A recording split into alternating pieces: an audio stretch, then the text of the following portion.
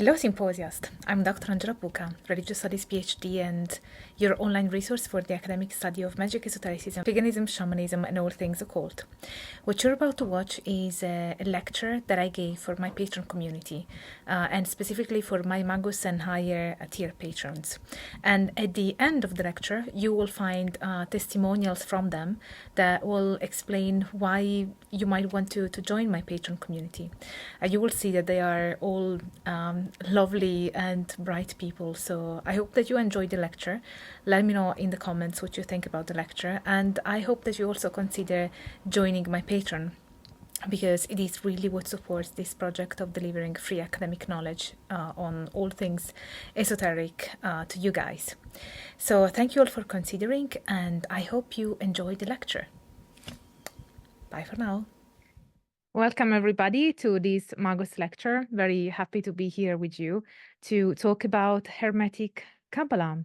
Okay, so today we are going to talk about and tackle the intricate word of Hermetic Qabalah or Kabbalah. And Hermetic Qabalah is a rich and profound tradition within Western esotericism. Kabbalah, broadly defined, refers to various mystical and esoteric traditions that are aimed at understanding spiritual truths. Originally, it is rooted in Jewish mysticism, but our focus today will be on the Hermetic adaptation, which is part of the larger Western esoteric tradition. So we can start by distinguishing between the three forms of Kabbalah. We have the Jewish Kabbalah, Christian Kabbalah, and Hermetic Kabbalah.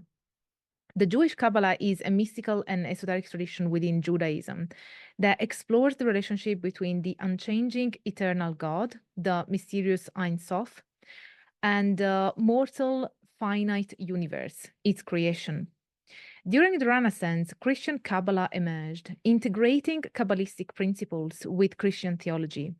Figures like Giovanni Pico della Mirandola used Kabbalistic ideas to interpret Christian scriptures, blending these mystical traditions with their own religious beliefs. Our primary focus today, Hermetic Qabalah, synthesizes elements from Jewish Kabbalah, Christian mysticism, Greco-Roman and Egyptian spirituality, as well as alchemy. This form has profoundly influenced the development of modern Western esoteric traditions, including theosophy and ceremonial magic. Understanding these distinctions is also crucial, not just for academic clarity, but also for appreciating the unique philosophical and theological contributions of each of these traditions. And they are different, so that's why it's important to distinguish between the three of them. And also, let's consider the different historical periods and the cultural adaptations that have happened over time and how they have shaped Kabbalah. So our historical exploration commences with the enigmatic Merkaba mystics of the 2nd century CE, practitioners that were immersed in a profound form of Jewish mysticism. Their esoteric practices were intensely focused on achieving heavenly ascents, through which they sought to perceive and interact directly with the divine chariot, known as the Merkaba. These ascents were not merely flights of spiritual fancy, but structured, disciplined spiritual exercises that required purity, preparation, and the recitation of hymns and prayers. The ultimate goal was to ascend through the celestial spheres, gaining mystical insights and divine revelation. The Merkaba mystics viewed their experiences as journeys into the throne room of God, where they hoped to behold visions of divine chariot, a complex multidimensional structure that was described in the book of Ezekiel. This chariot was not just a vehicle, but a metaphor for the divine presence and the mechanism of divine action in the world. The vivid and elaborate descriptions of the Merkaba found in the mystical texts suggest that these experiences were both transcendental and transformational. And also they were deeply affecting the mystics' perceptions of reality and their place within it. This tradition of Merkaba mysticism laid the essential groundwork for later mystical inquiries and also was a precursor to development of the Kabbalistic system. It introduced several core concepts that would become integral to Kabbalistic thought, such as the structuring of the divine realm into discernible levels, the idea of emanation as a method of divine interaction, and the notion of achieving a direct experiential knowledge of God.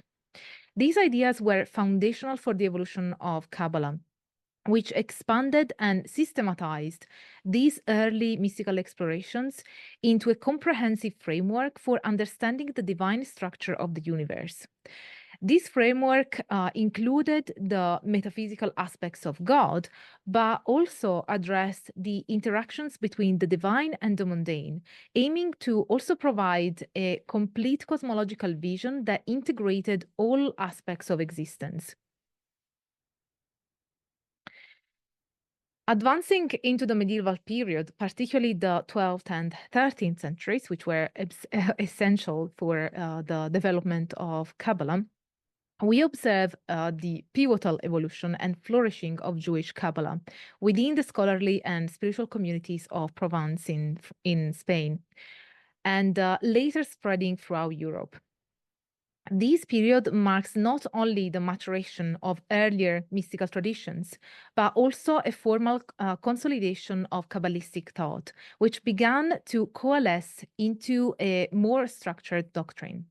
Historically, the roots of Kabbalah can be traced back to earlier Jewish mystical practices, like the Merkaba mysticism that we described from the 2nd century CE.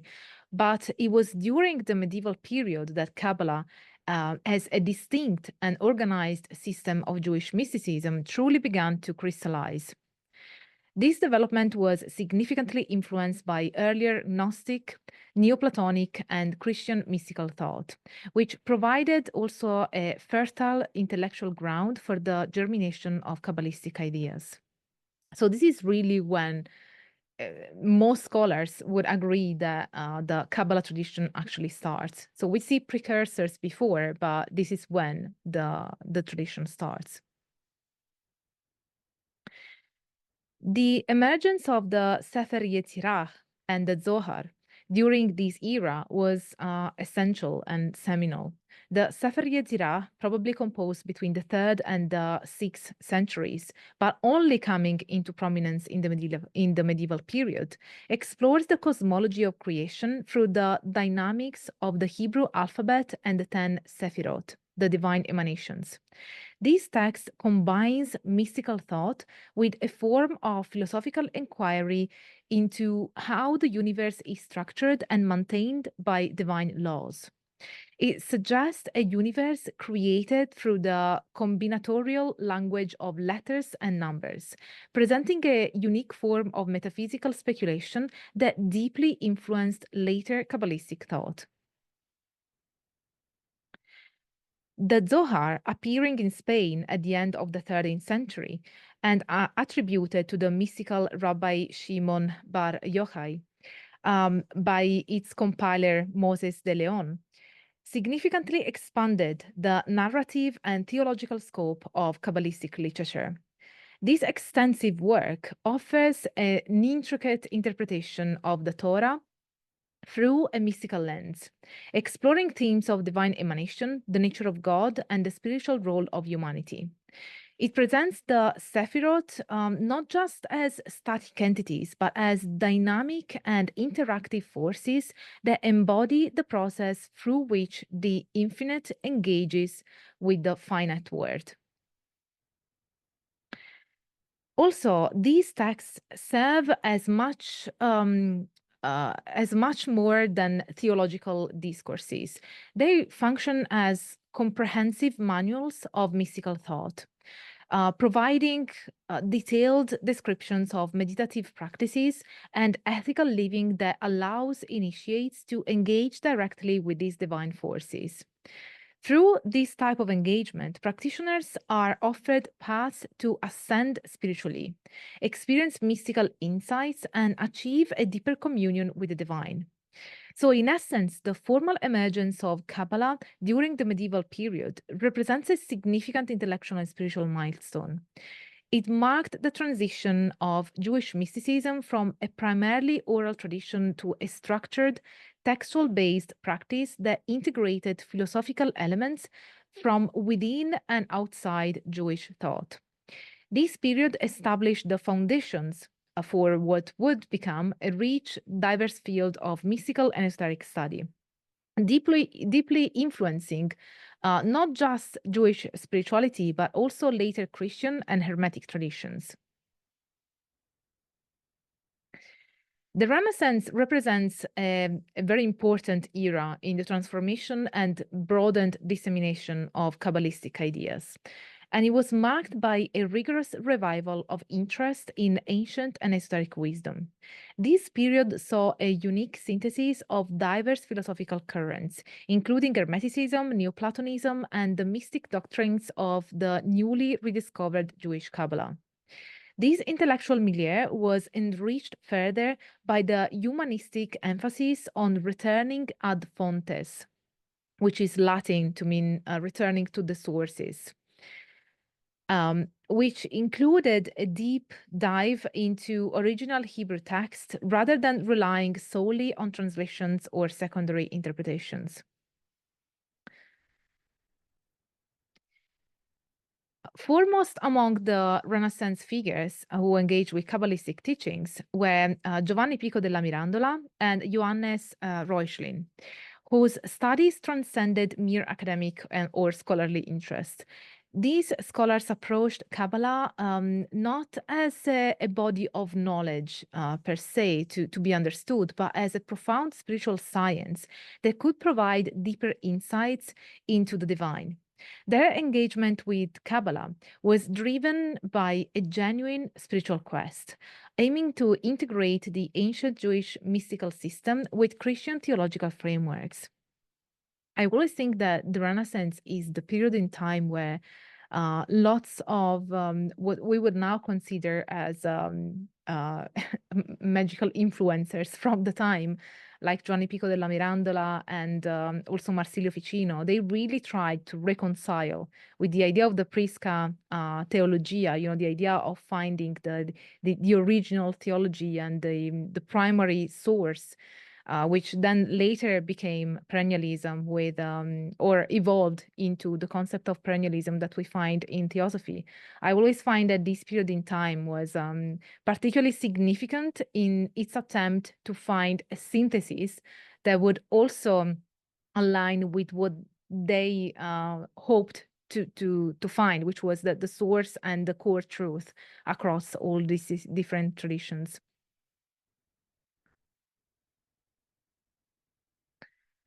Now, Pico della Mirandola is noted for his ambitious attempt to reconcile various strands of theological and philosophical thought. And as I thought, he was representative of the time because he was not really the only one to do this. There was really this ferment in the Renaissance of trying to reconcile different thoughts and different theological traditions to find that Prisca theologia. And in his seminal work, the Oration on the Dignity of Man, Pico introduced the notion that Kabbalah was not only compatible with Christian teachings, but that it was a primal source of divine wisdom that could confirm and illuminate Christian doctrines. He posited that true wisdom involved the synthesis of different philosophical and theological traditions, including the Kabbalistic teachings, which he believed held universal truths that predated and were embedded within Christianity. Johannes Reuchlin's contribution further exemplified this trend, which, as I said, I would say that it is a trend that we find in the Renaissance. And his work, notably the Arte Kabbalistica on the art of Kabbalah, delves into the Kabbalistic texts with a scholarly rigor that is also combined with a profound respect for their spiritual significance. Reuchlin argued that Kabbalah was a divine tradition that offered profound insights into the Hebrew scriptures and, by extension, the Christian Bible, providing a mystical and universal key to understanding God's revelations. The engagement of these Renaissance intellectuals with Kabbalistic texts represented a significant cultural and spiritual bridge. They were not just synthesizing these teachings into the Christian intellectual tradition, but were also advocating for a syncretic approach to divine knowledge that recognized the value of Jewish mysticism as a vital component of European intellectual heritage. Their work suggested that Kabbalah contained a hidden universal wisdom that underpinned and could profoundly illuminate Christian teachings, thus proposing a syncretic, inclusive approach to divine knowledge that sought to unify rather than divide the spiritual landscape of the time.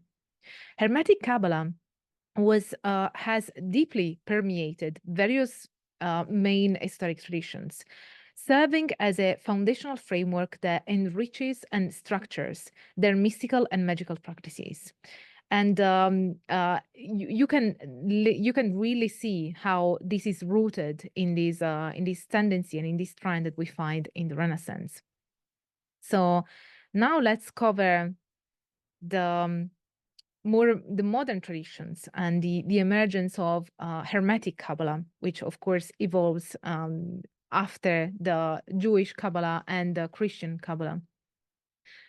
And the influence of Hermetic Qabalah is particularly notable in Western esotericism, where it has been synthesized with a range of philosophical, religious, and magical systems. And we can start with the Hermetic Order of the Golden Dawn, which was founded in the late 19th century and was pivotal in popularizing Hermetic Qabalah among modern esoteric practitioners. It integrated Kabbalah into a comprehensive system of occult knowledge that included tarot, astrology, alchemy, and theology.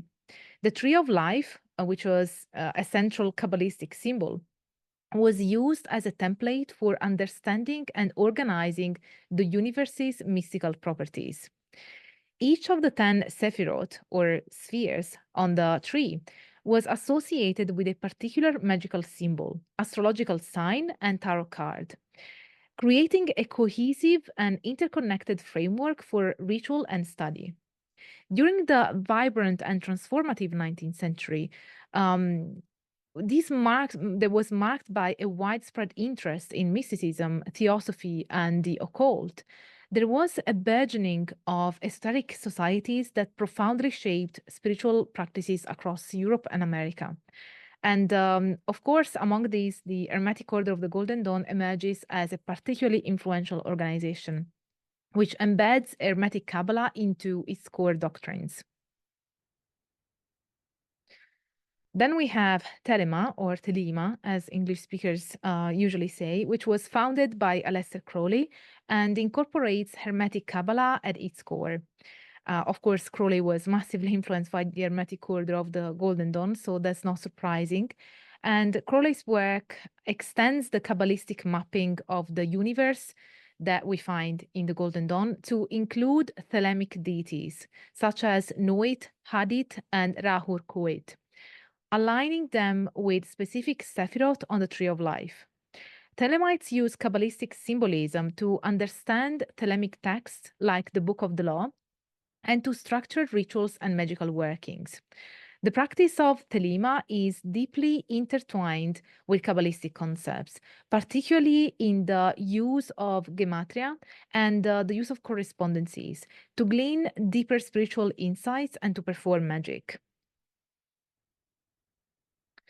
Then we have the builders of the Adytum, which was founded by Paul Foster Case and integrates Hermetic Qabalah with tarot and ceremonial magic.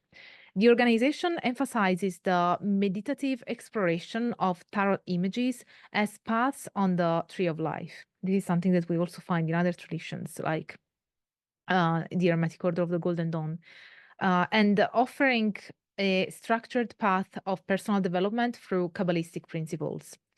The builders of the Adytum curriculum is designed to gradually unfold deeper layers of spiritual reality to the student, using the framework of the Tree of Life to guide this process. We also find the influence of Hermetic Qabalah in modern witchcraft and Wicca, because they also integrate elements of that, particularly in traditions that emphasize ceremonial magic.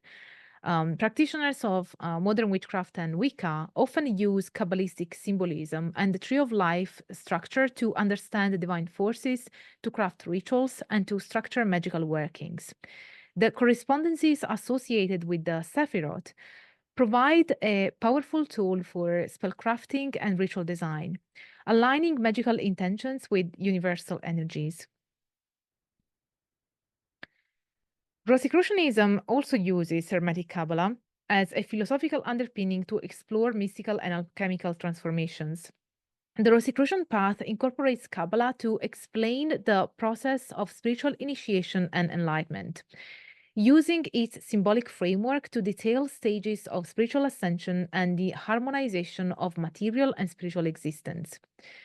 So in these traditions, Hermetic Qabalah serves as not just as a mystical and magical system, but also as a comprehensive cosmological framework. So it's really embedded in the belief system in so many contemporary esoteric traditions and modern esoteric traditions. And this cosmological framework offers insights into the nature of reality, the structure of the universe, and the path to spiritual enlightenment. So it is a way of structuring it is a framework to structure the universe from the divine to the human that also gives you a roadmap to go back to the divine. So that's the purpose, is to understand the cosmos, to understand what the reality is made of, and how it moves from the divine realm to the human realm, but also how can the human realm can ascend and go back to the divine realm. So it is also seen as a pathway.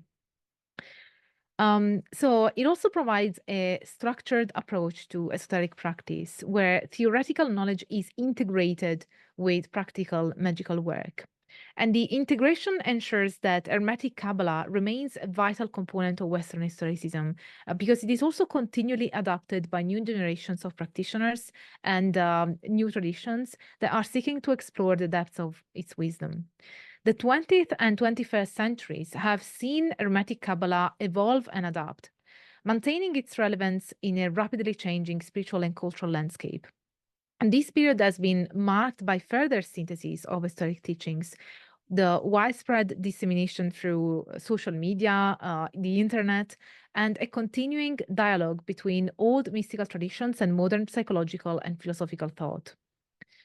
So we can see how the transformation of Kabbalistic wisdom from how it has really transformed from a closed mystical Judaic tradition into a broader, more universal system that interacts deeply with Western esoteric thought in a very wide sense, because each adaptation, the Jewish Kabbalah, the Christian one, and finally the Hermetic, they really reflect the evolving spiritual landscape of each respective era, and also highlight the fluid boundaries and profound depth of mystical and esoteric traditions. Now, let's look at the belief system that we find in Hermetic Qabalah. So this is a belief system that is intricately woven with the concept of an emanative cosmology, where divine light descends through a hierarchical structure of sefirot, forming the backbone of both the material and spiritual worlds. This emanation is conceptualized not simply as a cascade from the divine source, but also as a path that allows for a return journey. This is a dynamic process of restoration and healing known as tikkun. This notion of tikkun suggests that through spiritual and magical practices, adherents of Hermetic Qabalah have the opportunity to ascend the tree of life, moving upwards through the sefirot to eventually reunite with the divine essence and restore the primal unity that existed at the inception of creation. This restoration process is mirrored in the individual's spiritual journey, where each step on the path through the Sefirot represents a stage of personal development and purification, leading to greater harmony with the divine order.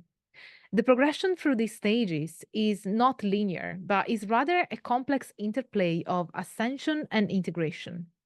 And they reflect the multifaceted nature of human experience and spiritual growth.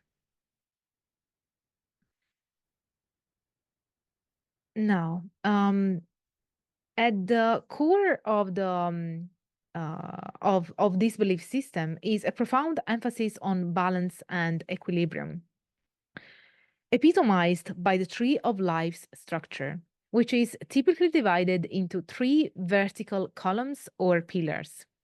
These are known as the pillar of severity, the pillar of mercy, and the middle pillar of mildness. Each pillar represents different divine attributes and energies, with severity reflecting discipline and judgment, mercy expressing compassion and benevolence, and mildness symbolizing the harmonious balance between the two. Practitioners of Hermetic Qabalah strive to internalize and embody these dynamic forces, seeking balance within themselves in a manner that reflects the cosmic balance. This internal equilibrium is crucial, not just for personal spiritual development, but also for the effective practice of Kabbalistic magic. By achieving this balance, practitioners are believed to align themselves more closely with the universal energies and divine will, enhancing their ability to perform magical operations and realize their spiritual aspirations. Moreover, the interaction between these pillars is not seen as as a static condition, but as a fluid and ongoing process that requires continual adjustment and attunement. The adept must navigate these energies thoughtfully, using the insights gained from the Tree of Life as a map for this journey. And the ultimate goal of this intricate balancing act is to facilitate a deeper connection with the divine, achieving a state of spiritual wholeness and contributing to the broader cosmic harmony. Thus, the belief system of the Hermetic Qabalah offers a theological framework, but equally a practical guide for spiritual and magical practice, and advocates a path that intertwines profound mystical insights with transformative personal experience.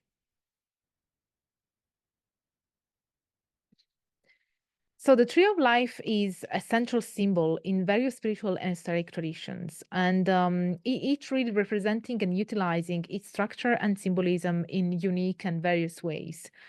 This emblematic diagram, composed of the 10 spheres, the sefirot, that are connected by 22 paths, represents the universe's structure and the soul's journey towards enlightenment. So now let's look at an overview of how different traditions interpret and use the Tree of Life, since it is so central. And this would be it, the Tree of Life. So in traditional Jewish Kabbalah, the Tree of Life is a profound map of creation, detailing how the divine manifests the universe through a series of emanations from the infinite Ein Sof, down through the Sefirot to the material world. Each Sephirah is seen as an attribute of God, with specific spiritual, ethical, and practical implications. Jewish mystics meditate on the Tree of Life to meditate, sorry, they meditate on the Tree of Life to gain deeper insights into the nature of God and the human condition, and also to elevate their spiritual practice. The study of the Tree of Life in Jewish Kabbalah often involves complex layers of interpretation, including scriptural exegesis, numerical symbolism, also known as gematria, and mystical contemplation. Hermetic Qabalah, which, as we mentioned, arose among Christian and post-Christian Renaissance thinkers and was then later expanded by occult societies like the Hermetic Order of the Golden Dawn, incorporates the Tree of Life into a broader syncretic system of mystical and magical practice. In this tradition, the Tree of Life integrates astrological, alchemical, and elemental correspondences and serves as a framework for ritual magic, divination, and also psychological symbolism. Practitioners use the tree as a tool for personal transformation, aligning their lives with the archetypal journey depicted by the paths and the sefirot. So we have the sefirot and the paths that connect them. The Tree of Life in Hermetic Qabalah is also used to structure spells, create talismans, and for pathworking. And pathworking, for those of you who are not familiar, are guided meditations on the paths and the spheres to facilitate personal growth and understanding.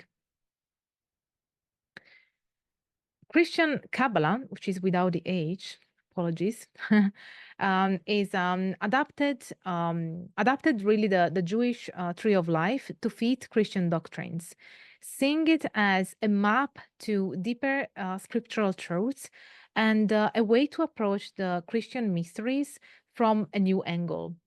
They often correlated the Sephiroth with aspects of Christ's nature, the virtues or the sacraments, using the tree as a meditative tool to deepen their faith and the understanding, really, of their Christian doctrine. In this context, the Tree of Life was less about magic and more about theological and philosophical contemplation. And it was aimed at uncovering the hidden divine wisdom in Christian scripture. And in Thelema, founded by Lester Crowley, uses the Tree of Life as a map of the magical and mystical universe, heavily interwoven with its own religious cosmology and ethics. The Sephiroth and the paths are associated with Thelemic deities and concepts and serve as stages of spiritual development towards achieving one's true will, which of course is a central spiritual goal of Thelema. Thelemites perform rituals, magic, and meditations based on their interpretations of the tree.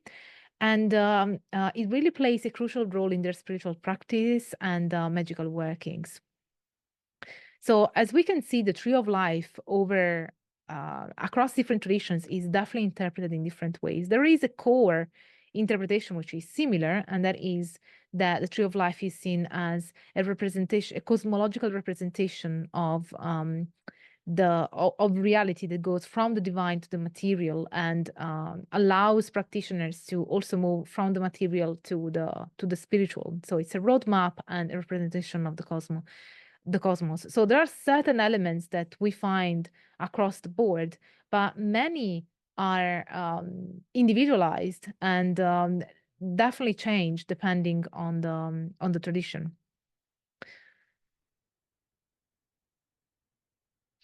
And especially for traditions that are very individualized. As you guys know, I have the course on the left-hand path, and the left-hand path has one of its main traits, the fact that it is a very individualized set of traditions, the left-hand path. And so when you are dealing with traditions that are very focused on the individual and individually tailoring a specific practice, of course, also certain elements such as Kabbalistic elements or the interpretation of the Tree of Life will be highly individualized. Various trends of contemporary paganism or Neopaganism and modern witchcraft use the Tree of Life for its rich symbolic content and also for its utility in spell work and spiritual development. You will have probably seen in different books and whether it be Wicca or other forms of contemporary magic practices, that the Tree of Life is widely and wildly utilized to craft spells and magic workings.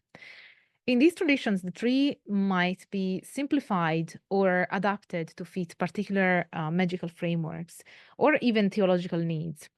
In some cases, even integrating pagan deities, elemental spirits, and natural symbolism into its structure. Practitioners might focus on the tree as a model for ecological relationships or as a framework for understanding the interconnection of all life forces, utilizing its structure as a powerful tool for ecological magic and personal transformation. So each tradition really brings its own interpretation and uses, thereby enriching the symbolism of the Tree of Life and adapting its ancient wisdom to suit contemporary spiritual needs and context. Hermetic Qabalah incorporates a range of magical practices that are both complex and deeply symbolic. They are aimed at spiritual growth, psychological integration, and the manipulation of energies and realities. So let's look at some central practices that are linked to Hermetic Qabalah. So in ritual magic, that is definitely one of the foundational aspects of Hermetic Qabalah is its use of ritual magic. And these rituals are designed to invoke and direct energies associated with the divine aspects of the universe, often represented by the sefirot on the Tree of Life. Two key rituals include the Lesser Banishing Ritual of the Pentagram, often shortened as LBRP. And this ritual is fundamental for practitioners. It involves drawing pentagrams in the air at cardinal points, reciting divine names, and invoking archangels associated with each direction. The purpose is to cleanse and protect the space and practitioner from negative or unwanted influences. Then we have the Middle Pillar Ritual. And this exercise or this ritual focuses on aligning the spiritual energy that centers within the body, corresponding to the Sefirot on the Sefirot on the Tree of Life. And it involves visualizing divine light descending from the top of the head, Keter, which is seen as the Sefirot Keter, down the central column to the feet and then back up again, invoking divine names at specific points to stimulate the flow of energy. Then we have pathworking, which involves guided meditations and visualizations that are based on the paths between the Sefirot on the Tree of Life. Each path is associated with specific tarot cards, astrological symbols, and archetypal images. Practitioners traverse these paths in their meditations, engaging with their symbolic landscapes to gain insight, to develop personal qualities, and also to make spiritual progress. Hermetic Qabalah often utilizes the tarot as a tool for divination and self-discovery. Each card in the tarot deck is, especially for traditions that, of course, include Hermetic Qabalah, tends to be linked to a path or to a sephira on the Tree of Life.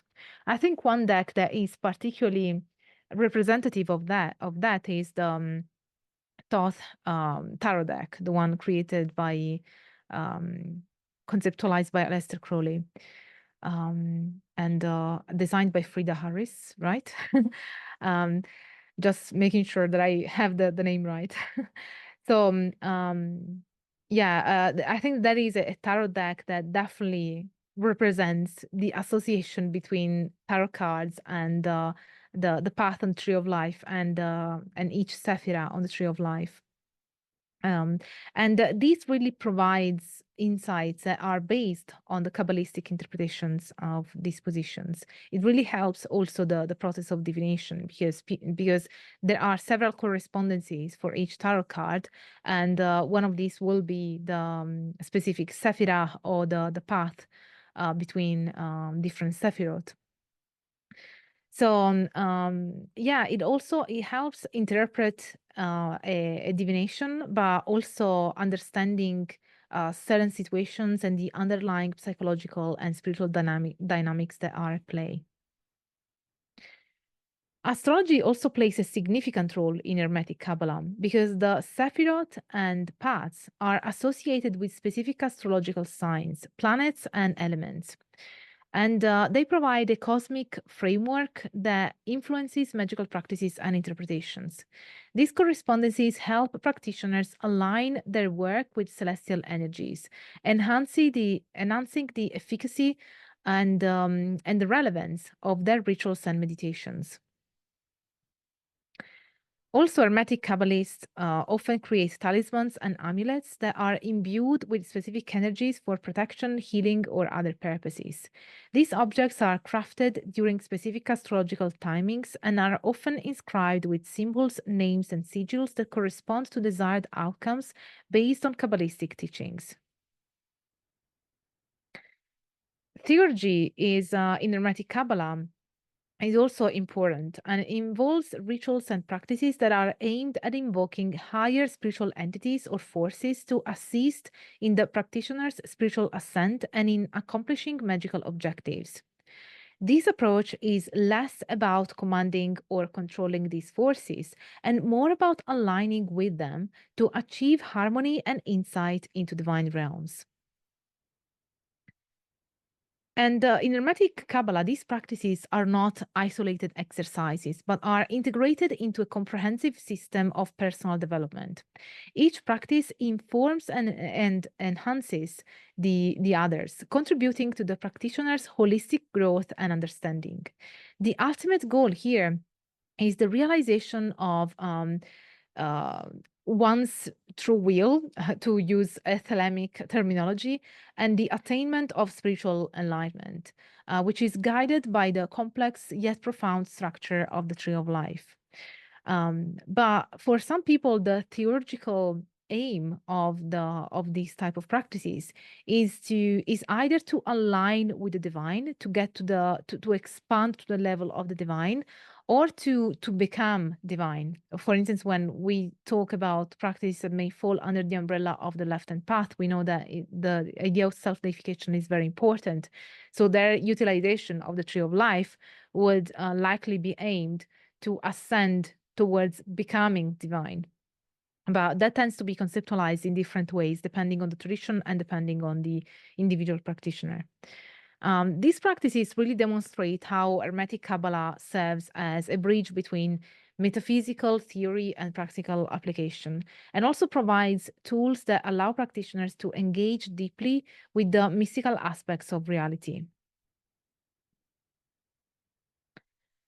In Hermetic Qabalah, theory and practice are inseparably intertwined. The study of the tree of life and its complex symbolisms inform the practice of rituals and meditations. This integration is essential for practitioners' spiritual development, aiming to achieve not just intellectual understanding, but also experiential knowledge through direct engagement with the divine energies. So, Hermetic Qabalah offers a profound and comprehensive system for personal transformation and spiritual enlightenment. It has teachings that provide a roadmap for navigating the complexities of the spiritual and material worlds.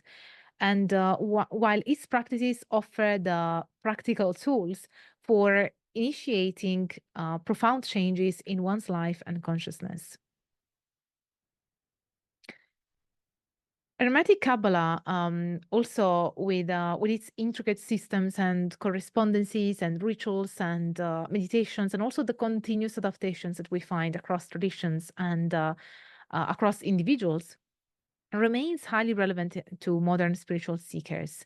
The fact that it's so adaptable allows it to address the complexities of contemporary life and that the practitioners face and want to tackle. And it provides tools that can be used for psychological integration, spiritual insight, magic, and personal empowerment. And it's really interesting how it encourages a holistic view of the self in relation to the universe, fostering a deep sense of interconnectedness and also responsibility. The transformative potential of Hermetic Qabalah is considered by practitioners to be profound. because they would argue that by engaging with its practices, they can initiate significant changes in their consciousness, leading to enhanced self-awareness and a deeper connection to divine. The process of ascending the tree of life symbolically represents the journey of self-realization, where each sephirah offers unique insights and challenges that contribute to the individual's spiritual maturation. Integrating the principles of Hermetic Qabalah into daily life is believed to significantly enhance one's psychological and spiritual well-being. For instance, the practice of daily rituals like the lesser banishing ritual of the pentagram can help maintain psychological balance and ward off negative influences. Similarly, meditations on the sefirot can provide insights. So in closing, we can say that Hermetic Qabalah represents a vital link between the mystical traditions of the past and the spiritual aspirations of the present. It offers to practitioners a framework to not just understand, not just for understanding the universe, but also for actively participating in its ongoing creation and balance. By studying and practicing Hermetic Qabalah, practitioners believe that they open themselves to a deeper understanding of the cosmos and their place within it, fostering a life of spiritual richness and fulfillment. Thank you very much for your attention. These are my references, as always listed. It's quite a few. So thank you so much for your attention, and I look forward to any comments and questions.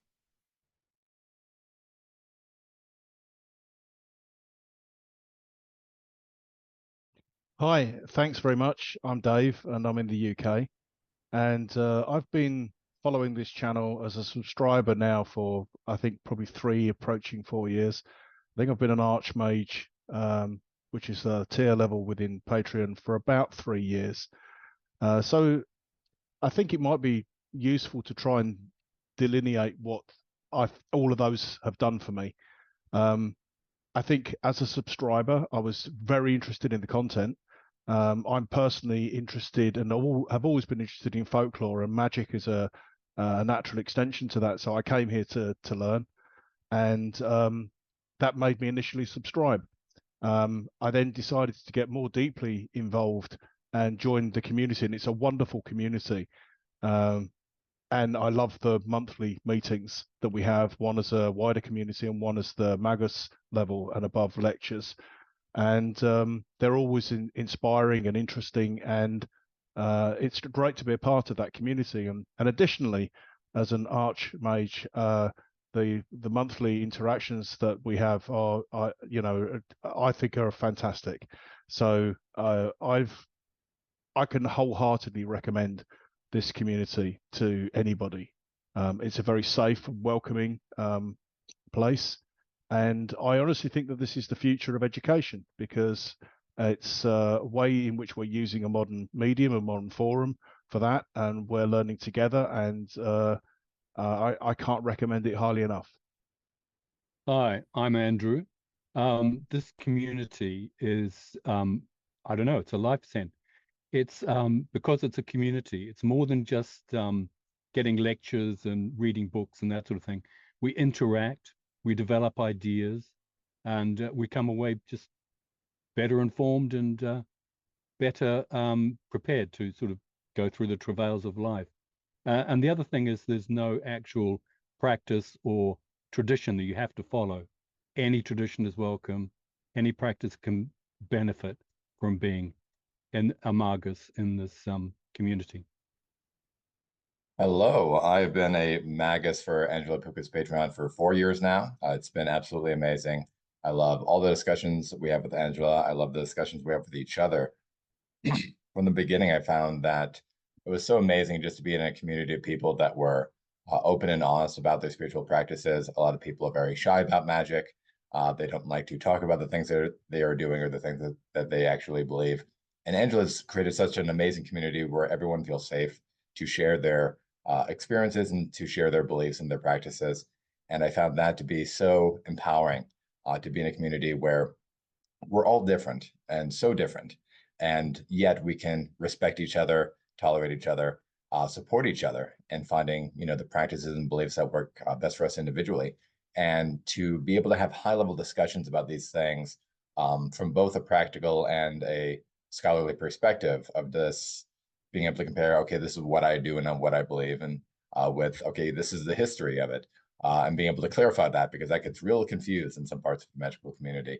And so having Angela's perspective as a scholar really helps to level the playing ground and clarify what we're discussing and what things are historical and what things aren't historical. I found that to be incredibly supportive and illuminating, and has been incredibly beneficial for my practice, and I know it has for other people in the Patreon. I just really appreciate Angela Pico so much for creating this amazing opportunity, this amazing community, and you should be a part of it. Hello, everybody. I'm Hank. I've been I guess we're going to go our level on Archmage for about 3.5 years. I started out there. I saw her the first video for me and was like, wow. I do this as a form of community outreach through Dr. Puka, because I think her work is so valuable for all practitioners of all faiths, getting access to what's real, academic knowledge, to be able to be part of this community is a highlight of my month. I have access to high level of intellect and knowledge. Anything I need to know, I can just reach out, and there's unbelievable knowledge. The people that are brought into our discussion groups, when we have a symposium, high level, it's been a blessing for me, and I really appreciate it. And anybody who joins us, you truly are coming into a community of really great people, great knowledge, access to information, and stuff you can count on. And I really, really thank you. And I thank you, Dr. Puka, for putting this together. Hi, my name's Edward, and I'm probably I'm at the Magus lecture, not level, not the Archmage level, but I joined at the Magus level to begin with, because as far as I was concerned, the Magus lectures were the real benefit, and a pretty unique benefit as far as Patreon is concerned. The idea that you could get a monthly lecture on a topic as interesting and as well researched as we have here was very appealing, and I have not been disappointed in a couple of years at least that I've been here. It's a wonderful community. There's also a great book club that we have, and it's a wonderful place to be, and it's a great reality check for magical thinking. I've been in the Magus tier for about a year, I think now. I think I've paid a year so far, and generally I haven't really taken part of the community at all. But I've just been there for, like Edward, I've been there for the extra lectures, which have been very interesting. I mean, I'm not personally a practitioner of anything or anything. I just find the material really interesting. Okay, so this is I've got a lot to say about this. This is an extremely important program that Angela has put together. There's important information propagated and critical analysis, which is sometimes very, very thin in these topics. Her presentations and her discussion is so accessible that interested neophytes can get something out of it, and there's always something that I'm sure the more well-versed are going to learn from it. The program has a broad reach of access, and interested people can join this at any level. But of course, as you go up, you get the advantages of the meetings that we have, which always seem to be fascinating. They go off in all sorts of different directions. And I have to say that Angela is extremely articulate, both in what she presents and also how she leads these conversations. and the interactive opportunities with other students, I think, is just absolutely fabulous. And I would just only add that by moving up in the hierarchy, you support the program whose value goes beyond our own weekly or monthly gatherings into the information that she makes available to the broader curious community about these topics. Hi, everyone. I'm João. I've been a patron for a few years now. I can't really count how many. Yeah, if you're interested in learning more about what is it, esotericism from an academic point of view, and you're open to not see it as a monolith, you're welcome to join the community because it's a melting pot of ideas and everyone's very welcoming, very open, non-critical, and we have a book club and lots of lectures for you to enjoy. I think that's about it. Yeah, so I've been a patron for about 4 months now, and I joined the Magus level about 2 months ago. And I've learned, about esoteric and magical knowledge and practices studied in academia from Angela and from other academic faculty she's had on, and also practitioners of the esoteric and magical religion and practice that she's had on, as well as the members of the community here. And I've learned about wide range of the landscape of the esoteric and magical communities around the world. Modern, Renaissance, medieval esotericism and magic, even like Arabic and Islamic Hermeticism, and many of the writings in academia on those subjects. And Angela studies both the general and local practices from academia and practitioners, and also you learn about individual beliefs and practices by individuals in the community. So that's been great. And I've also it also provide me with access to the RENCEP community, which research network for study of esoteric practices, which tries to make a bridge between the